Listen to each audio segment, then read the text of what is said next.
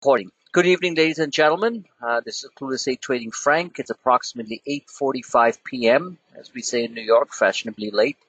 Do apologize for that. It's bone-chilling cold here and freezing, and our dogs needed a little bit longer to come back from the cold and defreeze or thaw. Um, so do apologize for that. On that note, it is January 31st, 2019, 8:41 p.m. Full disclosure, this is purely for financial education, not for any solicitation or advice. Session will be uploaded to the Google YouTube channel, which all members and anyone out there with internet connection can view. Lots of actionable, great stuff on it on a bi-weekly basis. And of course, my members can certainly relate to that. On that note, let us begin.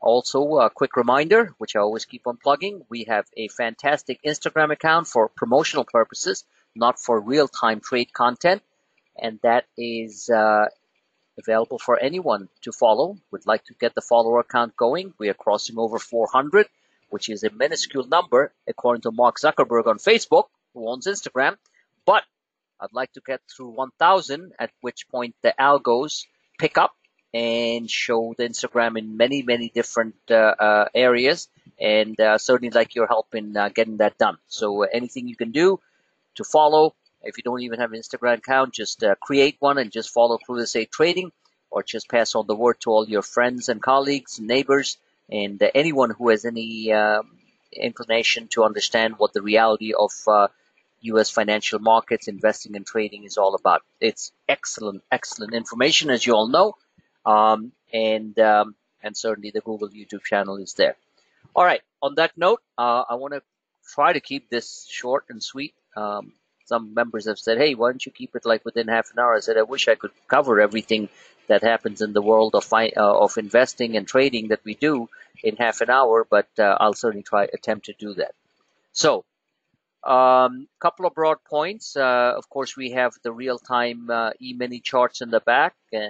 Some new members have asked, like, is this just for futures trading? I said, no.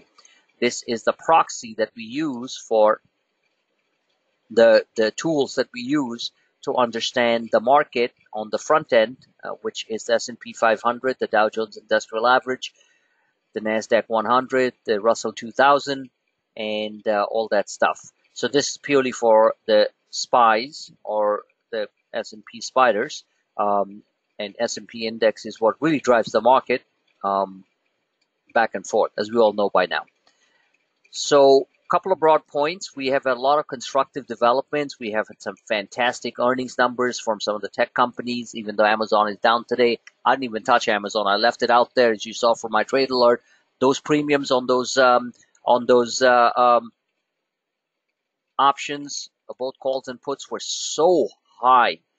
I'm not willing to bet thousands and thousands of dollars on doing a straddle, but I left it out there for anyone who would like to do it. So the fact is that Amazon's down $35. I should look. No, it's down $100, right? It's down $100. Yes, the stock was at the close at 4 p.m.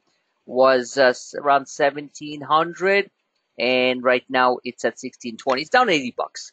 That's exactly what the implied volatility, or IV, that I posted on the ER trade. That's basically the measured move of what a stock might do, up or down. That's what the implied volatility is, the volatility move, and it's exactly that, 80 points. So if somebody bought puts all the way down to 1,600, thinking it's going to fall, they're going to lose money. Somebody who bought it close to the money and paid a ransom amount would basically make some money, but it's not worth the trade. That's part of all the stuff that I teach in advanced coaching sessions, where sometimes you just let go and say, "I'm not going to do that," and then that's it. Unless you want to really put out a lot of money to make a little, which is not really what strategic tactical options trading is all about. So, on that note, I hope that made sense, what I just mentioned to you guys. On that note, But the broader points would be that we have had strong earnings from, I would say, a good 60% plus, 70% plus of companies that we have put out as earnings trades, which I selectively do. Overall, also, the overall market, we are halfway or close to halfway, maybe not, on earnings season. There's a lot of money to be made in buying a basket of earnings trades. The baskets are, you can buy one call or one put, whatever the case may be, so you don't pick and choose, and it pays really well. NOW, ServiceNow, just highlighting one of them. The calls went from $7 roughly to 35. Facebook was another monster. Calls went from the 152.5 calls, went from 4 to 19. These are 300% plus movers overnight, and buying a small amount can generate a significant boost to your trading portfolio. And so I love earnings season. Yes, you're going to get those, ones which just go down. Amazon, one of them, for example, but it was way too high, so I didn't even touch it. Netflix, we slid down hard, but then we played the reversal trade, made back a lot more. In fact, made back quite a bit more. Nvidia was the same way. Fell really hard, but then made back a lot more. That's what traders do. We trade ranges. We don't look for massive straight line moves. Earnings are always a gamble. They're 50-50, which way they're going to move, but there are ways to strategize and play the next day move. And after all these years, you get a very solid feel. That's the best word, like President Trump used, a feel for what will bounce back, and it doesn't have to bounce back to the highs, as long as it's bouncing from wherever it fell from. So traders can always make a lot of money on reversal trades. We did that with Caterpillar. We did that with Netflix. We did that with Nvidia, and that's what it's all about. And I like to, as I always remind everybody, straight out, this ain't Grandpa's market. All right, I miss my grandpa a lot, a long time ago, passed away. But I'll tell you, this ain't Grandpa's market. All right, this simply means that this is not the old-fashioned market. These are highly robotic markets, as you all know, every single day, every single week, and that's why we do what we do, and we do it quite well. And we have a lot of room for improvement. That's what I do on the behind the scenes every single day, trying to improve the skills, trying to walk my members through the very difficult times, which, as you know, I'm always there, whether it's up, down, sideways, big down, when everybody's just like, oh my God, what's going to happen? And we have had some great days on those particular days. So, saying all that, let me just, what I want to do today is just show you a quick, larger picture of what is going on. I know it's all on my real-time Twitter feed, but I'm sure you all love to hear my lovely voice explaining all these things, so that it makes a little bit more sense. So I can explain all my weird tactical charts and why they work so well and where I think it's going. And forecasting, as you know, is a very difficult business, especially on the short term, even in the long term. But we seem to do it quite well. So you guys just, have to get the hang of it. I'm just setting up the charts here. That's the daily. These are all preset charts of investing.com that any of you guys can do for free. Anyone needs help in setting these charts up, just direct message me or text or send a message in the chat room, or send a quick email to support@clueless8.com, and I'll be more than happy to help you guys out. There's your daily, and this is the Big Daddy, the big picture, and that would be the monthly. There you go. Perfect. I will leave the last couple of minutes for quick questions. Individual stocks and such, they're all in my Twitter feed. Feel free to look through them. and any specific requests I'll try to accommodate tonight. So, coming back to what's going on, we know what's going on. We have a major trade negotiation going on in Washington, D.C., the first of the major ones coming up. Whether or not we're going to basically go into a full-fledged trade war with China after March 1st. So far, the vibes are really good. As I said, positive vibes. President Trump was very articulate in what he said. The vice premier, I can't really pronounce the name, in Hua, I think. I gotta check that out. Powerful guy. He was at the White House. They all seem to be very cordial. President Trump seemed to be quite pleased with some of the concessions made on the agricultural side, which helps our farmers, which is a huge multi-billion-dollar business. After all, where are you going to sell all that grain that we produce and soybeans? You know, no one else is going to buy it. It's Chinese are the biggest markets. So, and overall, the feeling was good. The Fed FOMC meeting, this huge spike, I called it. It was terrific. It was terrific. Fed Powell, I walked you guys through it. Was not going to say anything stupid, and overall he's very accommodative of the overall economy with no crazy rate hikes, lessening of the balance sheet reduction. Look at my previous videos for explanations of what QT, quantitative tightening, and all that means. Simply means that we're not going to drain the economy out of cash. It's all economics, you know. I mean, economics and international finance major, so that stuff is kind of, I love it, you know.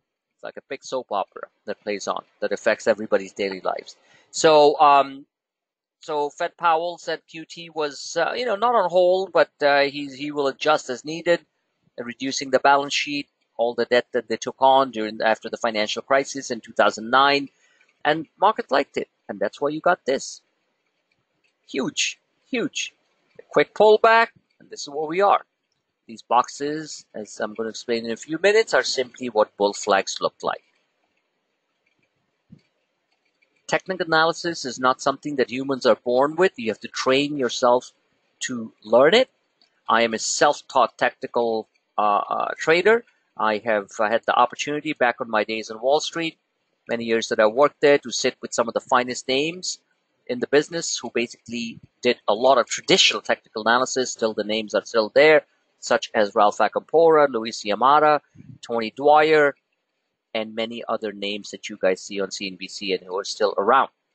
I have had a chance to meet them. I have had a chance to sit on specialized webinars. I was not a technical trader on Wall Street. I was on the money management end, which is the portfolio management side of the business, and in institutional and high net retail net worth sales. So trading was always in my blood, and I self-taught myself after learning from them, practicing my own thing, and developing my own style. That's what I do. And all these lines and all these things, everything has a precise mathematical structure. There is a reason behind why these lines are drawn. They're not drawn randomly to fit my idea of where things should happen. As you all know by now, they are extremely precise for a simple reason. Markets are 80 to 90% controlled by algorithmic high-frequency trading black boxes. You all have heard me say that bazillions of times, but I want to just keep on saying it till people accept it 100%. Emotions, when it comes to our money, are something that we can't run away from. This is hard-earned money that we're trading with, trying to make it more, right? That's what it's all about. But emotions have to be suppressed. The only way you can suppress emotions is not by saying, oh, I'm not going to sell at the wrong time, I'm not going to panic. That stuff doesn't work. That's garbage. What works is, what's going to reduce your emotional deficiencies is by focusing on tactical charts. And you can see how exactly precise each of these touch points are, and each of these candles are worth hundreds, if not thousands and thousands of dollars in your pocket if you can manage your trades right. Not every trade is going to be a winner. There's going to be a bunch of losers. But net, If you manage it right, even the losers can turn into winners, and net, you will come out well ahead of the game. And that's a fact. So, so China stuff is going on. The Fed's out of the way for now. We have two other risks in the market. One, well, the one that comes to mind, two major ones. One is this unbelievable quagmire that we are in with the government shutdown fight. Doesn't matter whose political affiliations are what, the government shutdown is not good for the U.S. economy. It is not good for the stock markets. Because at one point, it's going to blow up on our face in a big way. We have a February 15 deadline, if the date's correct, because we have a 3-week extension before they can reach a deal. Otherwise, President Trump will take some pretty hardcore measures. Not good. Okay, so that's one huge risk that's still pending. And every single news announcement that's going to come out regarding this as we get closer to this 3-week deadline on the government shutdown again. I hope not, because then we'll short the crap out of the market. Okay, because the markets won't accept it anymore, and they lose their patience. So that's one big risk to the markets. Every single comment coming out of the White House, out of the opposition, the Democratic Party, all that is going to affect volatility intraday, as we know. Second thing is Brexit. This whole fiasco with Brexit, which is Britain leaving the European Union. Again, all political biases, aside, that is a mess. Prime Minister Theresa May is faced opposition from her own party, the Tory party, which is their Conservative party, their GOP, Republican Party, and from the Labour Party, which is basically their version, the English version of the Democratic Party. They both rejected her plan, her amended plan that she worked out, which was actually a pretty good one, which gave gave a little leeway to both sides. But Brexit, a hard Brexit, which simply means Britain says a no-deal Brexit, which simply means that Britain's just going to basically get up and go, is going to be debilitating to the UK economy, and more importantly, it is going to hit global markets hard, including US markets, because multi-billions and trillions of dollars that are in the city of London, I'm sure many of you have visited there, are going to, I already have contingency plans to move the heck out of London. And you know what that's going to do for the UK economy, which is our biggest trading partner next to Canada and Mexico.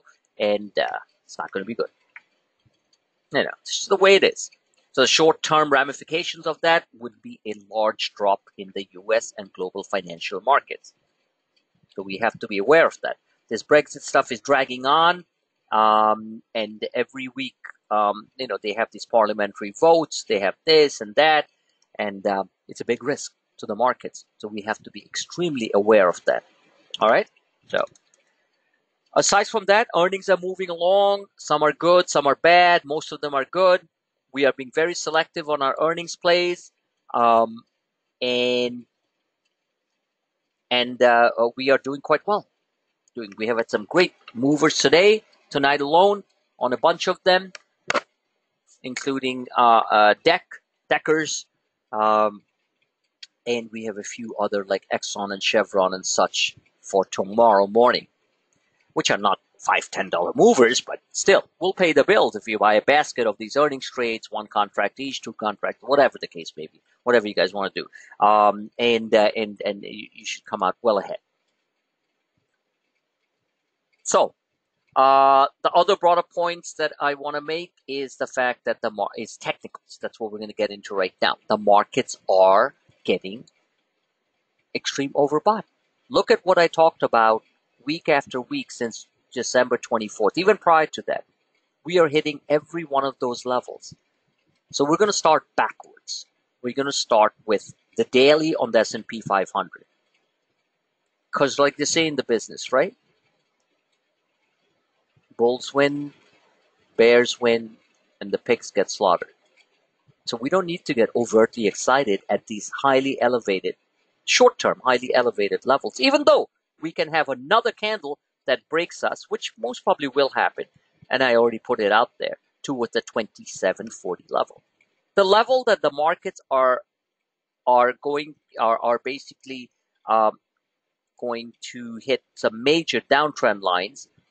We're already at one right there. This is a major downtrend line from the highs of the market established back in October of 2018, right there, where we hit that 2950 level or so on the S&P 500. What was the highs on the S&P 500? I can look it up on my other screen, and that would be 2941. 2941. And on this one, yep, 2943 on the E-minis. Yeah, 2941. Roughly around that level. So this is where we are. This is where we are right now. This is a massive. So let me start off with the technicals. For many of you understand this, but I'm just repeating it for others. This is a massive downtrend line, right? This is a massive channel right there. Let's see if I can get help from this. I can't. Oh, today I got some help from my pen. So here's your channel. We are on the top of the channel. Does that mean it immediately hits the top of the channel and then all of a sudden it just stops? No. There is something called momentum. A body, Sir Isaac Newton's law of motion, right? A body in motion stays in motion. A body at rest. Law of inertia. Body at rest stays in rest. Stays at rest, right? So a body in motion generally tends to have a momentum which carries it a little bit further before it slows down. So this is exactly the case. We have a high momentum market which wants to go higher, which I've been saying all the way from here. And after this 1,000-point, remember the 1,000-point move on the market? And we were positioned here. I wasn't crazily positioned, but we had a nice, decent position. It was a lottery ticket. Once you get a move like that, and then you have a bull flag, and then we had a quick, fast correction. I think it was 400 to 500 points. Another bull flag. It doesn't take a rocket scientist to figure out, that includes all of us, that the market wants to go higher.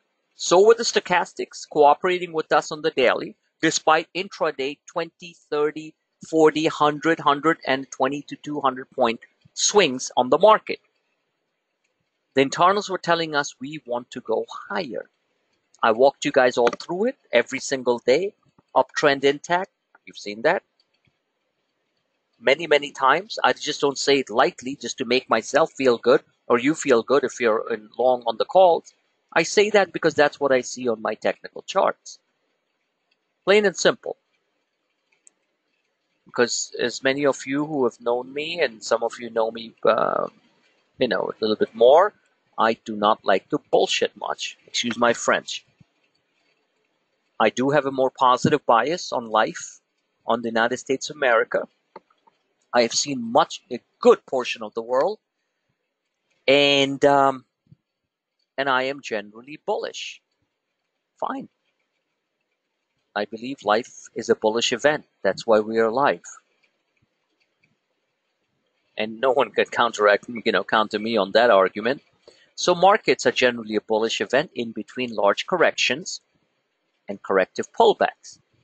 So we are tactical longs and tactical shorts, as you all know. We are not dogmatically bearish, but we are certainly not dogmatically bullish, but we have an overall bullish bias. That's what I see on my charts on the longer term that we'll show tonight, and I've showed many times. So saying all that, there's a bull flag, little pullback, boom, goes up, pulls back. These are nothing but multiple bull flags. Simple technical patterns. And now we are here approaching a zone which should be a major resistance, but more likely will overshoot a little bit. But we have to be careful. So we can't go out there and go hog wild on buying things like I was telling people to buy here, here, here. At this point, we need to scale down our long position somewhat, be selective on individual stocks, play some of these earnings baskets. There's going to be a bunch of companies, great companies that are coming out over the next 3 weeks going into February, which are going to go through the roof.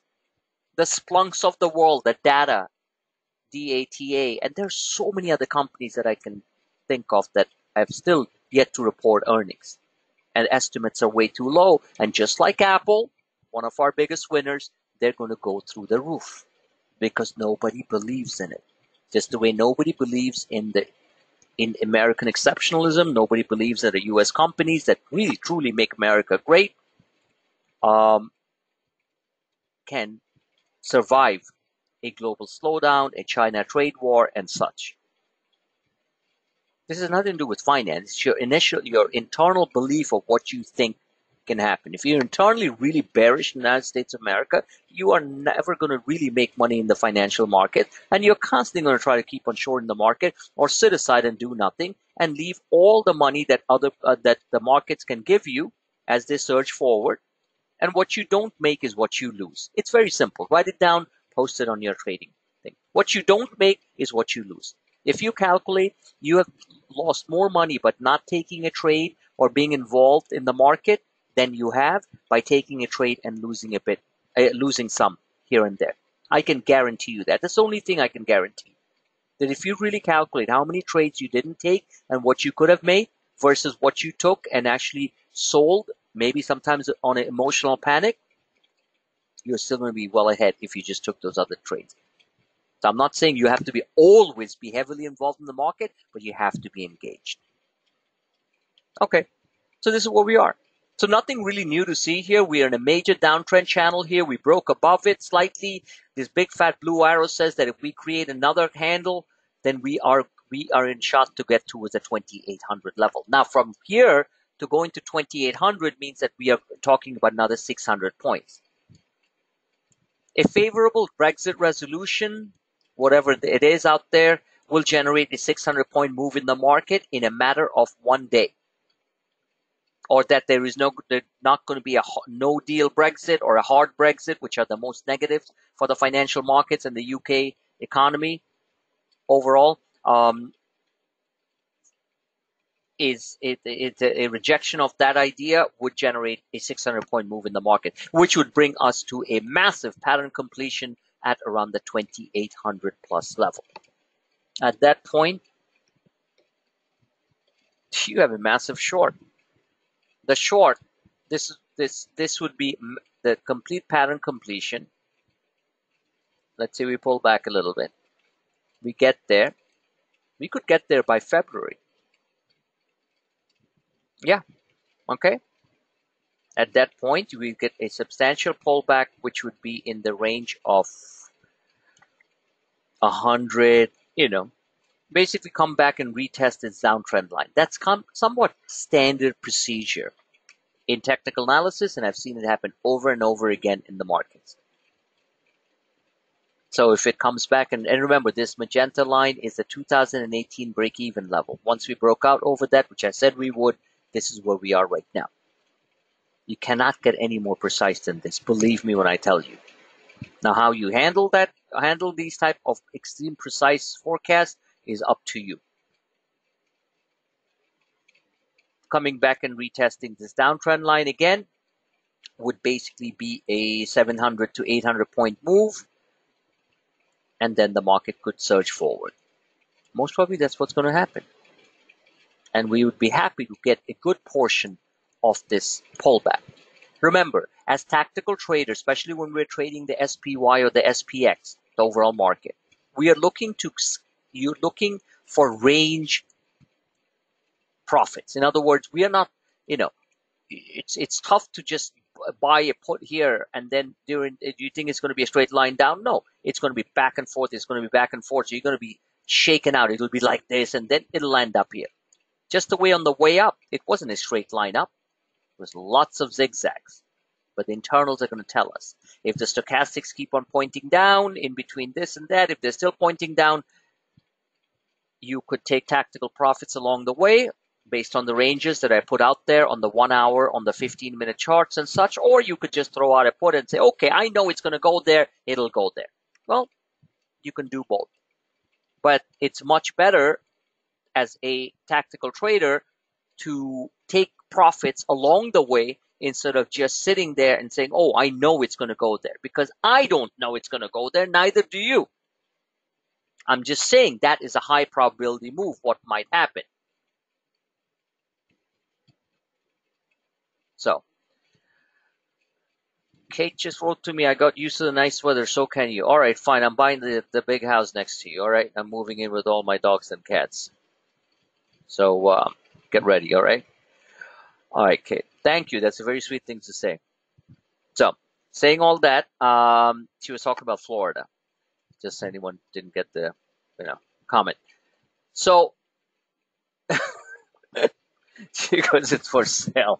Fine, I'm going to deal with this real estate stuff later. You're going to take a couple of pictures and send it to me. You have my number, Kate. We've worked on advanced coaching sessions together.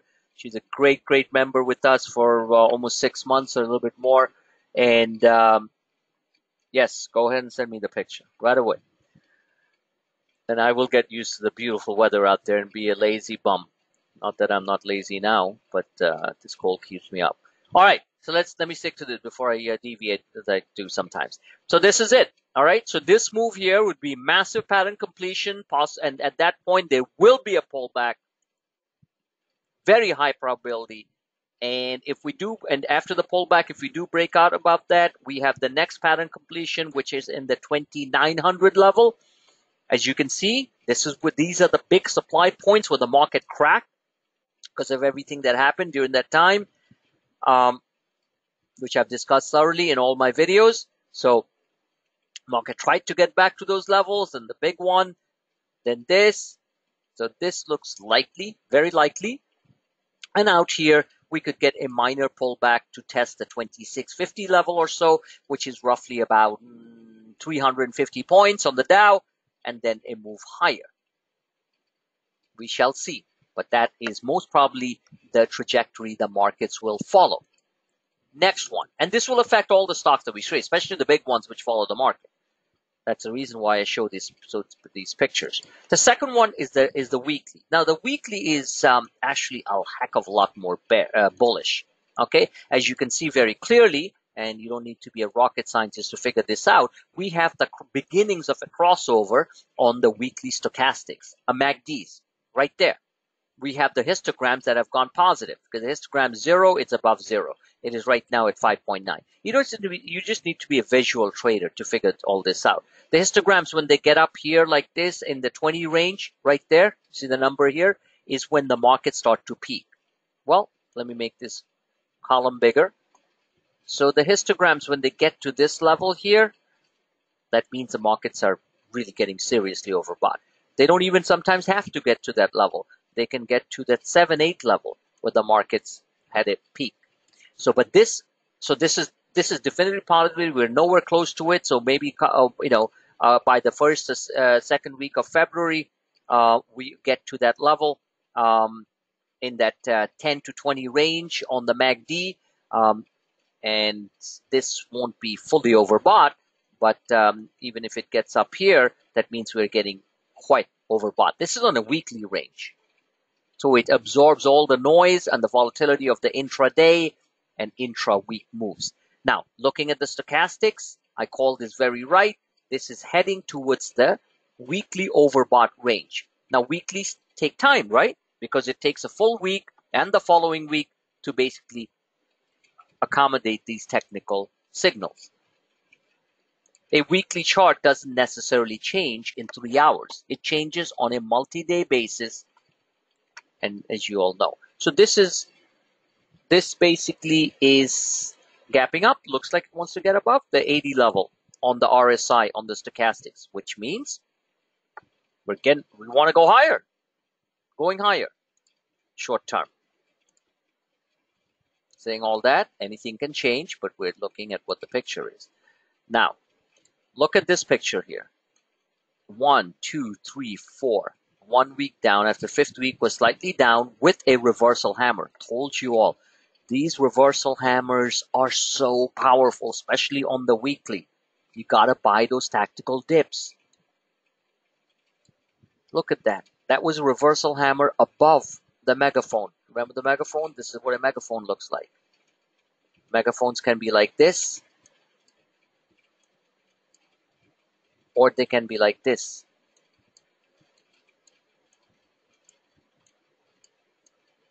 Both ways. Go down like that, breaks out. It broke out of the megaphone this week. Look at that. That's big. Megaphones like this go like that, and then they come down from the top. They're like falling wedges and rising wedges. Saying all that, this has broken out. Will it in one straight line go to 2,800? I doubt it. We could very well slip below these. This is a channel. This is an uptrend line right there. We could slip below that and create havoc and panic in the markets. All the talking heads on CNBC and Bloomberg and Fox News on Fox Financial Network and all those places, they're going to be like, oh my God, here we go again. Nothing. We could easily come back and test the 2640 level and the 2600 level even. 2600 level. That means we could drop 100 S&P points. That means 700 points without damaging the overall technical structure, and then make a move above what we, above the line again. These things happen. Now we have to be reactive. We have to keep an eye on the big picture while trading the shorter term picture, because we all like to make money every single day. I don't make money every single day, but my net, I make some very decent money because I look at the swing trades. I look at, my weekly P&L, my monthly P&L. If you think you're going to make money every single day, you're living in some wishful la-la land that you should get out of. All right? It's the way it is. And one big thing that all traders should remember, don't personalize your losses. Even though it does feel personal. Like, why did this have to happen? Why did Square, after all that big move, made some money, and then, when you didn't get in, you got in the last minute, they had a downgrade. And then the stock falls to $66. And then it jumps up to 72. Like, why did this supposed to happen? After one analyst last week upgrades it to 108, another one says underperform. Don't personalize it. It's not your fault when those type of things happen. But then you have to react after that. You have to look at those charts that I put out there and buy that pullback if the technicals and the tactical signals are saying buying it.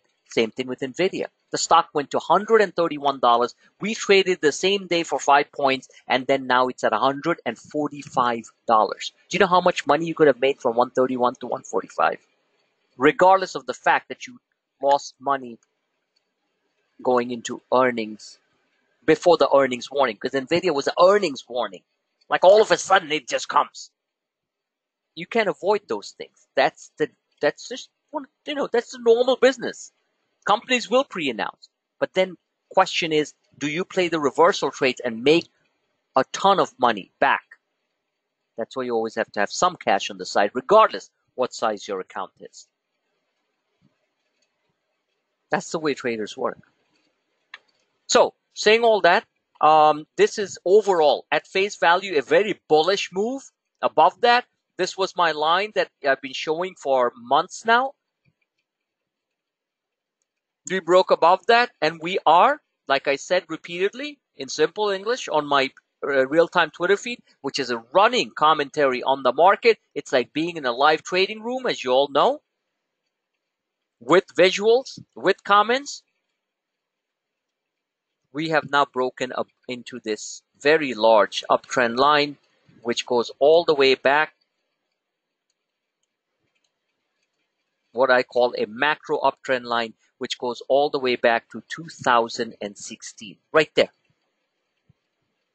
Every level, every line that you can trade and make money on the short and long side, are in these charts. Serious stuff, guys, okay? Serious stuff. It's like showing you a map of how you can win the lottery by picking the right numbers. That's what these charts are all about. In between, the volatility algos and the high-frequency trading programs, the buy-sell programs, are only designed to do one thing. It completely mess with human minds, as I say repeatedly, and take you away from trades, not get you into trades, scare the living frigging daylight out of you, and just keep you in the sidelines. That's what they're designed to do. Some people say, why don't they ban algos? You can, because it's technology. They're saying, hey, we have computer programs to trade. You have your own brain to trade. I say the brain beats the algo. And you've seen me do that repeatedly. I say the human mind is far more superior than a black box that doesn't understand a lot of the game theory and the different layers of meaning of what is certain move on the market. I mean, certain major event on the markets. You know, algos will read one line. President Trump says tariff. What about the secondary meaning behind it? What about the secondary meaning behind what Fed Chairman Powell says? I explained that to you guys. So you guys don't freak out by reading the top headline. This is serious value-added service you're getting for a small amount of a membership fee that you pay every month. This is serious analysis boiled down to what it really means, and I do that almost every day, and especially during times of massive movements in the market, especially distressed movements in the market. I don't say that to calm you guys down, because this is the way I look at it. Some people are great at sports stats. I'm freaking great at figuring out what the real meaning of the markets are, and I every day try to do it better. That's all. So this is a line, uptrend line from 2016, and we have now gone above that, as you all can see. Is it a confirmed breakout? I don't know if it's a confirmed breakout. My Apple Siri, I'm sorry. Okay. Siri, one of my Apple iPhones just picked up my confirmed breakout and telling me to call Bombay Company. Is that a furniture store? That's the nature of Siri, right? It's picking it up.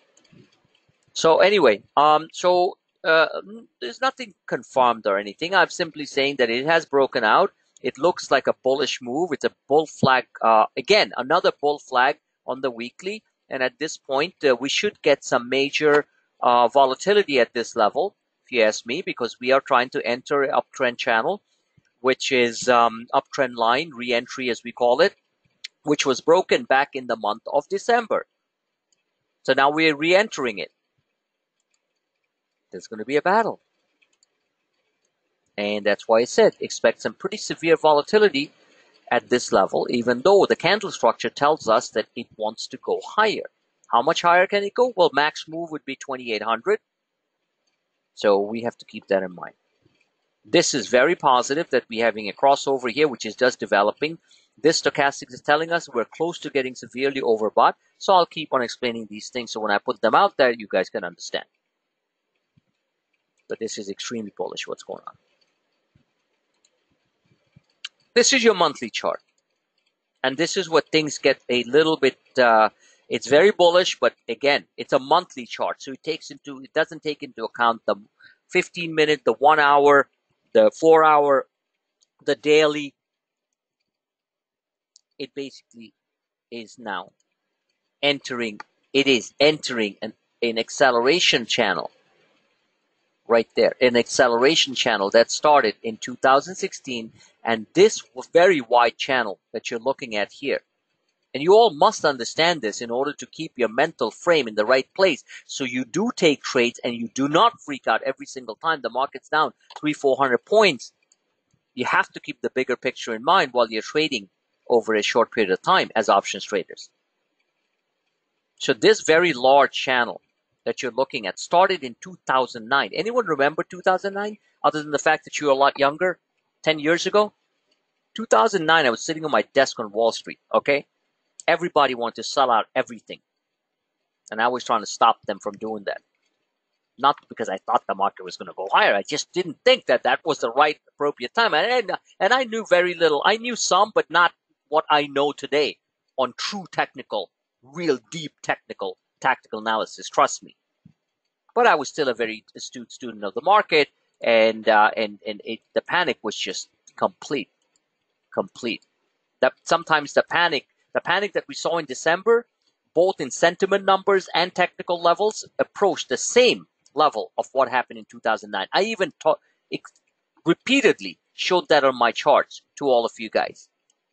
These were the levels approached. I mean, this obviously slipped a little bit more, but still, what we saw in 2009, 2011, 2015, and recently. So when these type of things happen, they don't just die right away. There's a vicious bounce. I mean, vicious bounce.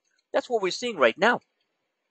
Now, the vicious bounce gets into a real serious zone at that 2,800, 28 and change level, because at that point, there is a confluence of resistances. You get that big supply zone right here, this line, around the 20, what number is that, this line?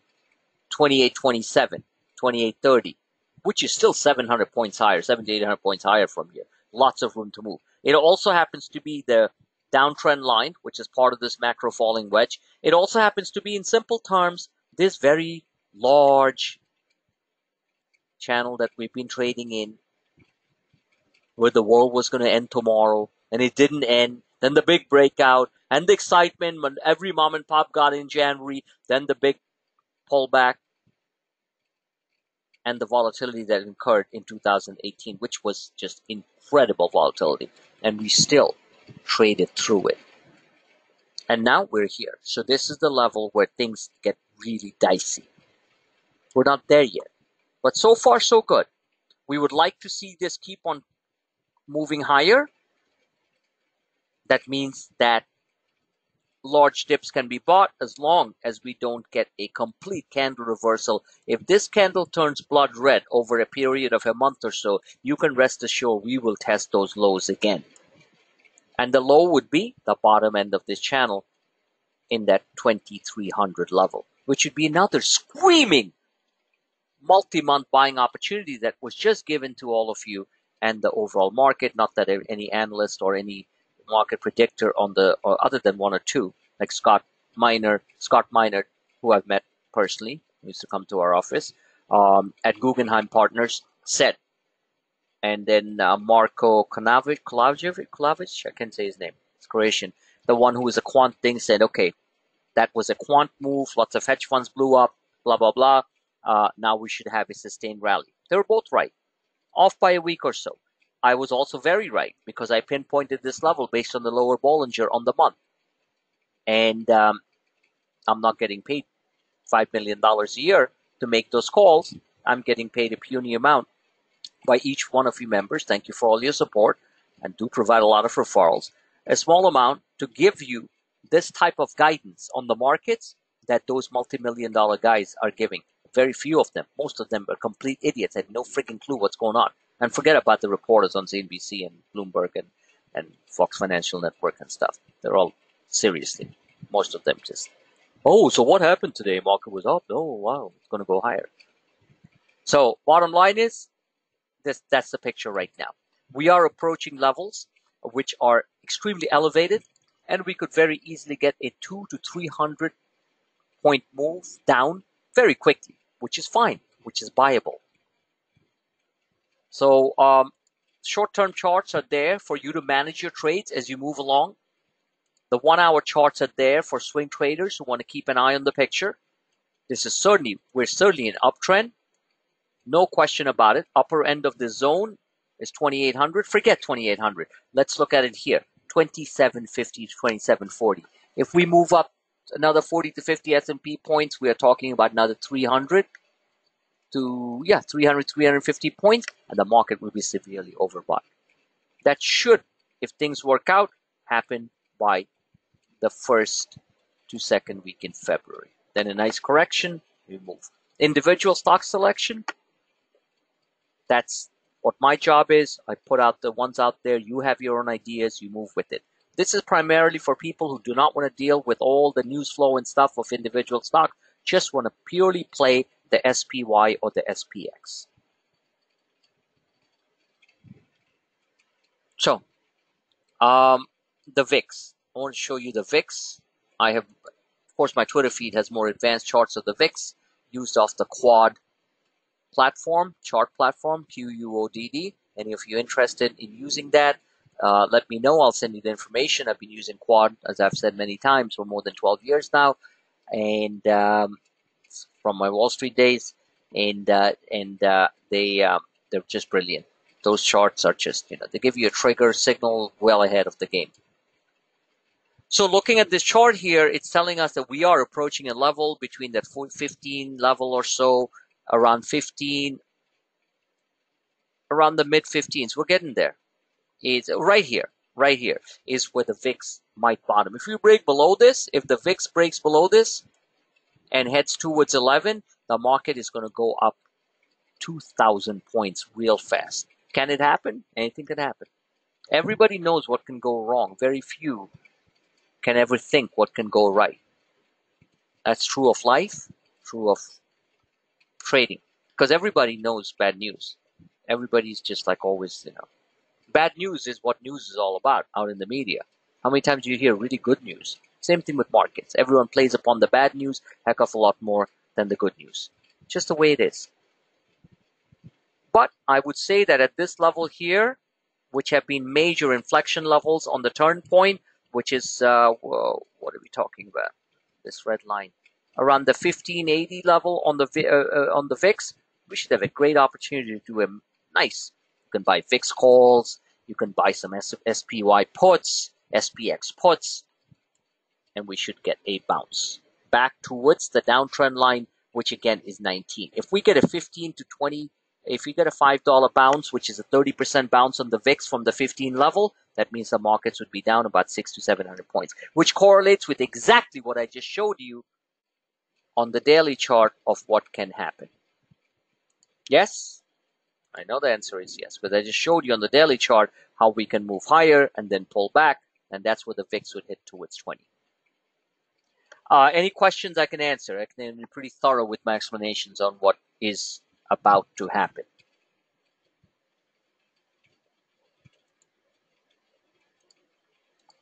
Any questions? Anyone? Please. And I do, please, not making it mandatory, that all of you should have a basic headset. They cost about $20, $25. Don't go for the fancy ones. Logitech makes great ones. Get it from Best Buy. Get it from Amazon.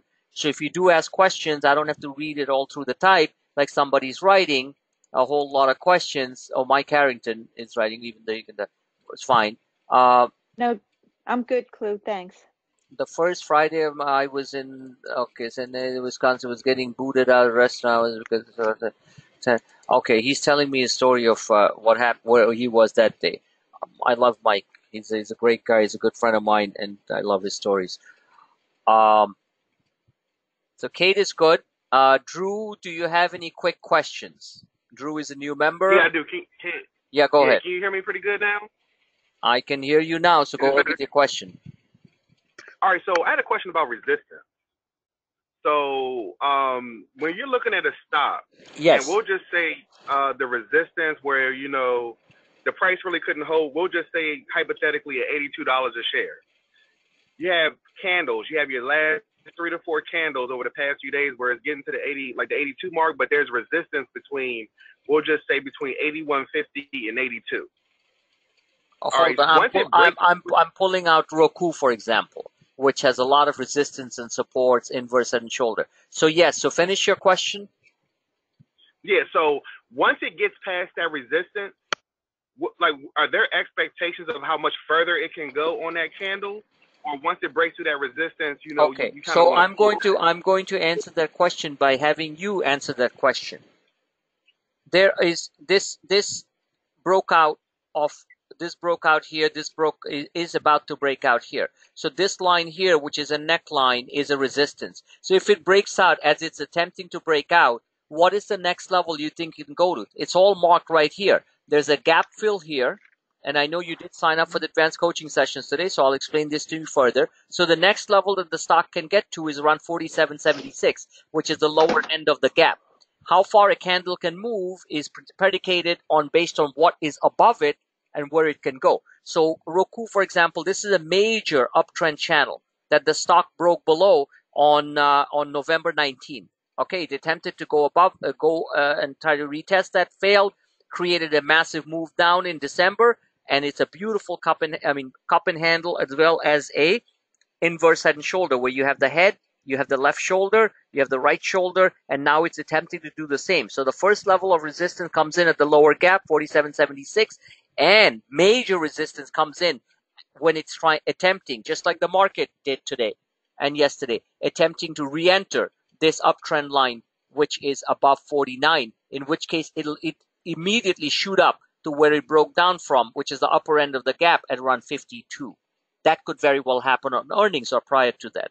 So in answer to your question, what's above it, and the way the lines are drawn is going to tell you how far it can move if it breaks resistance. The reason that question was asked, so everyone can understand this, is because the traditional way of looking at the market is if it breaks resistance, it's just going to take off. It doesn't work like that anymore. Because above resistance, there are lots of supply zones or sell zones and patterns which will create another resistance, so you have to be somewhat careful. For a swing trader, this stock looks absolutely, from a technical standpoint, just fantastic for making some beautiful money. This pattern, in my opinion, barring any major pre-announcements and such, the stock will hit the 52, 53 level, technically speaking. That would be major resistance on the upper gap fill. Now, you can also look at these channels and say, okay, it can hit that upper end of the channel, which is 55, 57. Sure, it can. And there is major resistance here, which was the last major sell zone back in 2017, would be right here at 59. We know what the support levels are. Massive support level at 37. And of course, we have a support level on a minor support level here at the neckline, which is at the 44 level. Did that answer part of your question? It does. It does. Yeah. And the one thing I can assure you, Drew, because you certainly have the right knack, and I'm not just saying this to make you happy because you signed up for the ACS. You're definitely asking the right questions and looking at the right things. And as long as you can focus on that and then help get my input on it, and you will see these things occur over and over again. So this is a daily chart. So the resistances and the defined resistance and supports are very defined. On a 1 hour chart, obviously, it's going to be a heck of a lot more. It's like looking at a 15-minute chart of the market. There are so many resistances and supports. You're zooming in so fast. So this is really for an active day trader. Got it? So here you have a heck of a lot more resistances and supports than what you would see on a daily chart of the S&P 500, in which case you'd be looking at the big resistances and supports. So it depends on your focus on, okay, am I trading this for the day or for the day or two, or am I looking at it to trade it for the next week or two? So that's the difference. All right? Got it. I appreciate that. No problem, my friend. Any questions? House? No? I'm good. That was a great question. It was a great question. Who's that, Kate? Mary Beth. Hey, Mary Beth, how are you? So Good. the last thing I'll tell you is that it all depends as are we trading these, and believe me, the returns generated on intraday trades on extreme volatility that we trade are huge.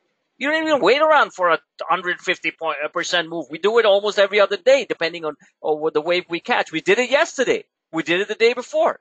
We did it today. Okay?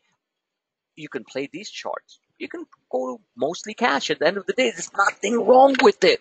In fact, at these levels where the markets are so overbought, we should be mostly in cash at the end of the day, if you ask me. Other than a few scraps a few positions like the Clovis and some of these which are looking fantastic they're coming way off the bottom. So those ones you can swing it. Like the IQs, the China Netflix and things, they're still way at the bottom. I'm not showing this chart here because they're all there on the Twitter feed. So the fact is, you don't always have to be like, oh, I'm going to hold it for a month and it's going to work. Take profits on the table. Have cash on the side. Nothing beats it waking up in the morning. Yeah, you miss a lot of big, 20 handle S&P move where you, with it by 10 o'clock, you're all set for the day. You're like, okay, machine's off. I'm going out. Okay. Well, yeah, you'll miss that, but at least you'll have cash there to participate if you have a 600-point down day and what to do with it. So there is no... Go ahead. This is Drew. I had another question for you. Excuse anybody else who already knows the answer. I apologize, but when you talk about being overbought, for me, logically, that means that. Can I tell you one thing, Drew? Never Yes, sir. apologize. These are webinars designed to help my members. Never apologize. No question is a stupid question. Even though sometimes I'm like a tough one. Go after people if they make emotional statements. So please go with your question, sir. Okay, so when you talk about being overbought, so if a stock is overbought, are you looking to put a put in? Are you looking for it to go down if it's overbought? Yes, And what yes, and determines that's if the another stock very is simple. overbought? That'll stop you right there. That's another very simple question, which is a great question. Yes, overbought simply means that the stock at that point should, just the way markets are getting very overbought. When markets get this overbought, remember what I said a bunch of weeks ago. I know Mary Beth remembers, and many of you know. I said if we stay above 80 on the RSI and they move sideways, we're going to have a sustained rally. You remember that, MB, right? So that is exactly what happened. We stayed above 80, Yeah. we moved sideways. Now we are still looking like we're going to move sideways. That means this zone is still in play. And the dogmatic shorts who are basically saying, oh, we're really, really overbought, we don't know yet. Because we might pull back a little bit, like 100 points, just to test this level, and bang, we go higher. Look, the Trump thing's doing a pretty damn good job with the Chinese, all right?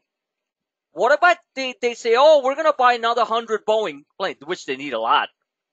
Okay, and we're going to be, and what if the Chinese finally come around, which I think they are, and they're going to say we're going to put very strict implementations on IP protection, which is intellectual property protection. They can't just copy everything and make it fake, right? It's like Gucci comes out with a bag, or what do you call Ralph Lauren comes out with a $2,000 bag, and the next thing you know, it's available on the streets of New York a week later, made in China. Okay, what they say, no, we are going to protect American companies, and in the sense that, and China is taking a lot of measures to do that, especially in technology. We can't just take their patents and make our own, even though China has a phenomenal technological industry, as you know. Very smart people, you know that. So the fact is, what if they say, no, this is the biggest gripe, right? Trump keeps on talking about IP protection. China says, okay, we're taking these measures. Boom, goes nuts. And this thing, and this technical move here stays sideways. Unless we see a sustained, this is a daily, this is a daily, yeah. If we see a sustained move down, that means we go from overbought and we're starting to get oversold, which we were. Just when we were getting this move here, I showed people that if we keep on going down, we'll probably come back and hit these levels here, which would be another 200-300 points down. But, and I did show this zone here where we would be short-term oversold. That's why I had an arrow here. These are things you learn very well, by the way, on the advanced coaching sessions. True. All right? Believe me. So, they are not picture perfect, but they're goddamn more perfect than anything that you will ever learn how to manage your money. So, but we didn't. We turned around, and now we're back here. So just by looking at prices, you can't tell what's overbought or not. Looking at prices is looking at the externals.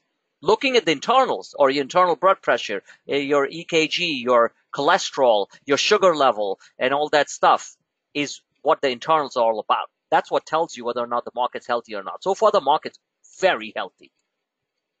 Okay, so we could move sideways for another week or two. That means we could easily go up into this zone, 2740, 2750. That is very likely. Barring, we might run up into the government deadline shutdown deadline 3 weeks from now.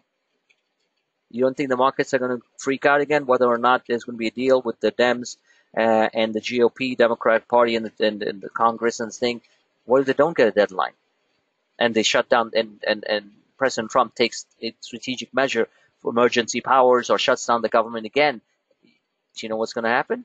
The market's going to drop hard, 600-700 points. That's exactly what I explained before. So overbought means when you see the internals overbought, not just the prices, internals overbought.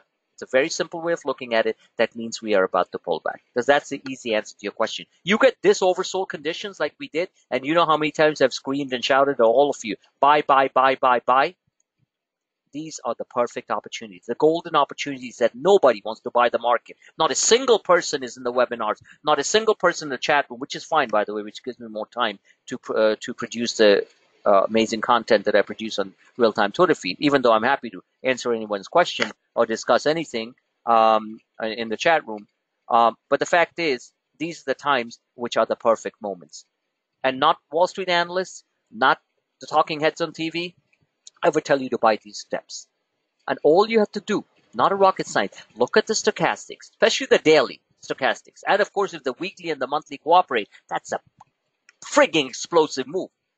We don't know whether it's going to get up there, but we trade the ranges. We knew it was going to go. And I knew it was going to go. Now, at this level, it gets muddled because we could suddenly drop below the 80 level on the RSI. That means we are coming in for a quick, sharp landing. So, this is where the big money is made. This is where it gets a little bit mixed signals, both on the VIX, both on the markets, overbought conditions internally, hitting uptrend channels, all kinds of stuff.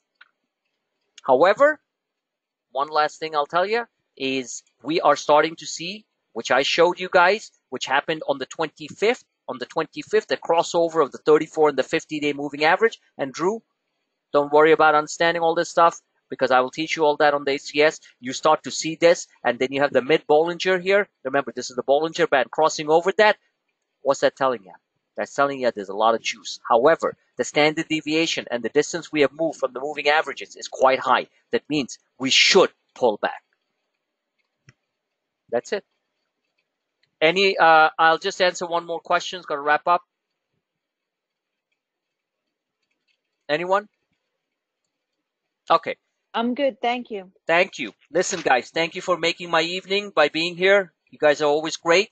And I do truly appreciate the support of every single member. We lost a bunch of members, not too many, a few during this calamity. And the funny part is, which I never understood, I am begging people, not begging people, I don't beg to anyone but God, but I'm pleading with my members to buy these phenomenal moves, and we still had 2 or 3 cancellations, and I think it's very simple. It's called behavioral finance. They were so frustrated with their own deficiencies and their own regrets of why they don't do it. They're like, okay, God, I can't take this. I'm leaving. Why somebody would leave Clueless A trading after I've been through every single depth of the market and traded it intraday and showed what these climactic bottoms and what they mean and where there should be the buy points would be and on the intraday trades and such.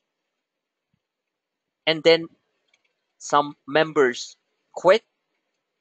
I scratch my head. I don't understand. But I do understand because I'm a pretty smart fellow when it comes to human beings. Is they're so frustrated with their own deficiencies and faults. They're just like, that's it. This guy just doesn't know anything. Nope, I don't know anything. That's the reason why I'm clueless. I'd rather be clueless. There's a Buddhist saying, and I'm not a Buddhist. It says, an empty vessel gathers knowledge every single day. Well, I am an empty vessel gathering a heck of a lot of knowledge every single day. And I want you guys to do that too. And you do that. Frank, I have a question. Sure. I'm on the road. I'm actually traveling, so I'm on my phone. But on your Instagram, I always notice you seem to hold the common stock as well as the option. On Instagram? No, you mean on the Twitter feed? On the Twitter? No, on Instagram when you Instagram, I don't talk about any common stock or whatever. Instagram, you have a little snapshot of, it looks like you're holding a comment on Instagram when you put a snapshot of the trades that you do. Yeah, some trades. I mean, the highlights of it. It's mostly for promotional purposes, but go ahead. Oh, I just didn't know if you buy the common along with the option. And then I was going to ask. The common along with the option has to do with my real-time Twitter feed. Okay. Let me ask you, I'll give you a very simple answer. If you have a day trading account above $25,000, you get 4-to-1 leverage. You have $100,000 in buying power. Why the heck wouldn't you buy a reversal trade of 30, 40, 50 points on Amazon, for example, or on Netflix or on Tesla? Buy 100, 200 shares and make 20, 30 points on that. That's $2,000 to $3,000 on top of the options, which can generate another $2,000 to $3,000. You just made yourself a monster day. So. No, I agree. I was just going to ask you, do you hold that? Do I hold the common all the way through? Yeah. Not necessarily. Or do you sell it with your option as well? No, that's a very good question. I will sell the common along with my options. Remember, options have a finite time value, as you know. So Right, on right. the swings, I hold common. On the short term, the high volatile, what we call high beta trades, I will sell the common along with the options immediately. Okay. Absolutely. The common is nothing Okay. but a reflection of what the options go to. So if I have set up, I'll give you, here, for example, because I just have one stock chart up here today. So if I'm holding the common from 39 and it goes to 44, I might hold, I will sell the common and I will leave some of the options alone because they're cheaper. And if I completely blow out on them, I still have the profits from the rest of the stuff. So bottom line is, like if I did this type of move here, the stock basically on that day went from 37 to 42, and we all remember that. That was on the 7th of January. So at that point, I can trade both the common and the options. But as we are getting up there, I want to utilize my capital because remember, trading capital is nothing like is the same as business capital. It's your working capital, so you need that fertilizer every day to work with, right? So Right. the fact is that you can certainly trade the common and the option at the same time, or sometimes you might sell the common and say I want to use it somewhere else because there's so many other opportunities, like a basket of 12 earnings. I have 12 earnings plays in play tonight, for example. Every one of them that I put out there today. So small amounts, all in options. And some of them are going to go through the roof. Some of them already are. And one or two of them will be down. None that I saw tonight were down any big. So that's fine. Yeah, there was one of them that was down big. And the options were $4. I'll probably lose $3 of that. And that was, what was the one that was down? Oh, Cigna. So Cigna was down from 200. It wasn't even down that much, actually. They're not 2 or 3. So, ePay was down. ePay was down like $4 for a $50 stock. So, okay, options were $2 and change. So I'll lose I'll probably lose 60% of that. In the meantime, deck and all those things are going through the roof. Proof point is going through the roof. So all that stuff. So that'll be good. So in answer to your question, the common, if you have the ability, you can trade the common. And in fact, I know some traders who basically look at my options and they just trade the common because they have larger accounts. You know what I'm saying? So they'll be like, okay, he's showing that chart on Tesla and he's seeing a reversal for 6, 7, 8 points. Option trader, fine. He's like, fine, I'm buying 200, trading it for 15 points. That's $3,000 right there. And that happens almost every other day. Even today it happened on Tesla. Think about it. So it's not like you have to hold both at the same time, but you can certainly trade both.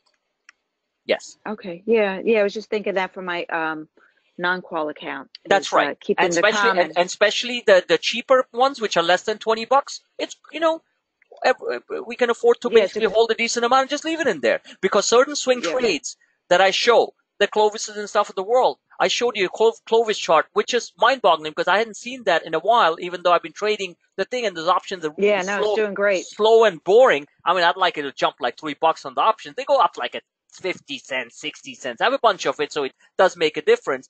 But you look at this chart on Clovis, you're like, what? I'm going to get a mortgage and put it in there. Look at this. This is it's great. Fat bullish. And this is a real company because we have traded many times since 2016. I mean, more like since 2014. Clovis and College, sick stock, a real company. Yes, biotech companies. Okay, one FDA and on approval, blah, blah, blah. We have had 3 major biotech buyouts over the past 2 years. We were all in. Juno was one of the sickest. Juno's calls went from 40 cents to $40. I mean, that's like putting $400 and taking out for 40,000. You know what I'm saying? Right. It's sick. Like, I agree. Think about that stuff. But you know what? That kind of crap happens. So the fact is, you look at this type of chart on the monthly, you're like, okay, I can basically get to the downtrend line. That's $30.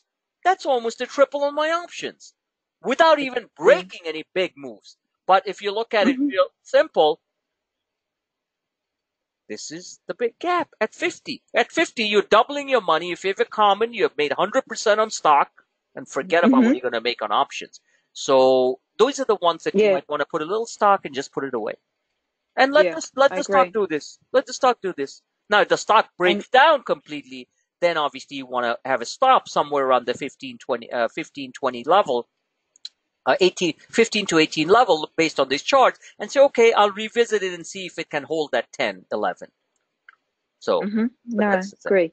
Okay. Cody too. Cody was a good one too, I think. I think Cody's great. I mean, I looked at it. I mean, I like the chart. You know, I didn't even know what Cody does. What does Cody do? I don't know either. You see, that's the thing about technical trades. We don't need to know. I mean, Bill Miller, I respect him. He's a serious guy. And he said, that's my personal thing. I'm like, okay, fine. I'll buy some cheap calls. It's cheap. Leave it in It's there. very It's real cheap, and it's got a lot those of calls I upside. bought it at 47 cents, they jumped to 64 cents like right away.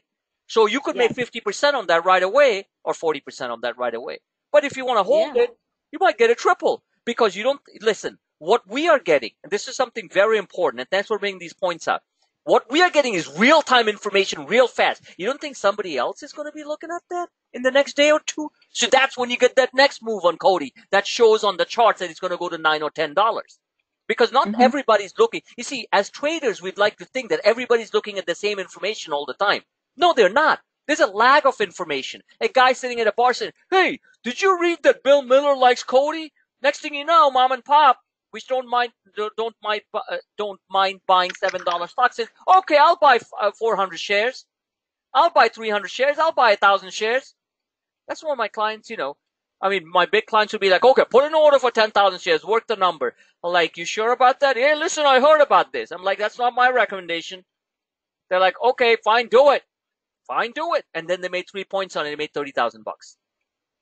So that's the Cody type of trade. You know what I'm saying?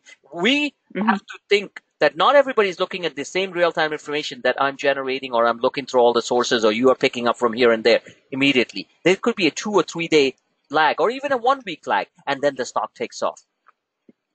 So keep that in mind. Okay. And Avon is now the good one. $2.33. I mean, the stock's up like about 5 or 6% for us. Was up 23% because immediately he mentioned Avon, the stock jumped up 19%. And Avon's chart is also freaking phenomenal. Even if it goes to 4, you made it double on your money. Now, I didn't buy options on Avon because they're just like, they don't have too much juice in it. No, they could have a lot of juice if I buy a lot of time. So if I buy March and April, that's fine. So that one I just bought stock. And Cody. Yeah, I did too. And, as a female, I could picture that being in Ulta in a couple of years. Couple of years. Well, that's pushing it a lot. Yes. Okay. But, I mean, what the heck do I know? As a male, I stopped wearing makeup. I'm just kidding. But, a lot but you're right, though. You're right. They sell on TV are now selling in the stores. See, you know a heck of a lot more about that than I ever do. So I'm going with you. Exactly. I don't buy Avon, but who does? But maybe they'll buy it. Who knows? There you I go. Don't know. They absolutely. And somebody would say, you know what? It's got that name brand recognition. Let's do it. Yep. Exactly. All right, guys. Thank you so much, MB, House, Drew, Kate, Mike. And Mike, please don't freeze your butts off. He's in Wisconsin, the coldest part. I think we have the coldest region attending here. And like I said, it's going to be quite volatile as we move in, but a lot of the risks are removed. But the Brexit risk is there. The government shutdown risk comes and rears its ugly head on the second week of February. So we have to be careful about that. Super Bowl Sunday, go for it. All right. So whoever's rooting for what? I'm a Boston guy, so you know what I'm rooting for. Okay, and let's move from there. So God bless you all. Thank you so much. And this recording should be up there within the next hour. Have a great evening. I'm sorry guys. to hear you're a Boston fan. What was that? Good night, all. You're sorry to hear I'm a Boston. I'm sorry to hear you. Trust me. I'm sorry to hear you're a Boston fan. I'm not a huge I football fan. I have to apologize about that. I love baseball, but you guys are just going to get whacked. Just watch. Okay, so we'll just take it from there. Take care, guys. By the way, the Patriots win, the market goes up 500 points. The Rams win, we're gonna go drop 500 points. How about that? All right. So I'll leave that on the table. You want to lose some money on your trades? I'm just kidding. We'll just go. All right. Have a great evening, guys. It was really good. This was a good session. Lots of things covered, and you guys were fantastic. Thank you. And please spread the word around. Let's get some new blood in. Drew just joined us. Many more will come. And let's keep on learning. Let's keep on moving together. And that's the game. Take care. Good night.